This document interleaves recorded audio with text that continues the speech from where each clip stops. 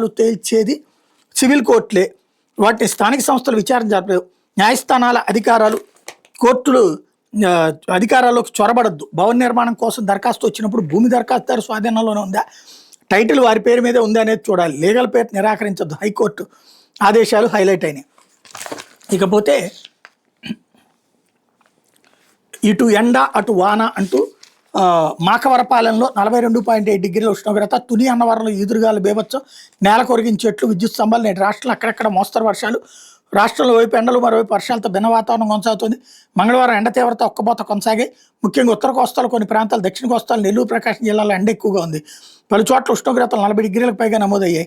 అనకాపల్లి జిల్లా మాకవరపాలెం 42.7, విజయనగరం జిల్లా దత్తిరాజేరులో 42.4, మన్యం జిల్లా బామినిలో 42.2, పశ్చిమ గోదావరి జిల్లా తణుకులో 42 డిగ్రీల గరిష్ట ఉష్ణోగ్రతలు నమోదయ్యాయి అన్నటువంటిది హైలైట్ చేశారు.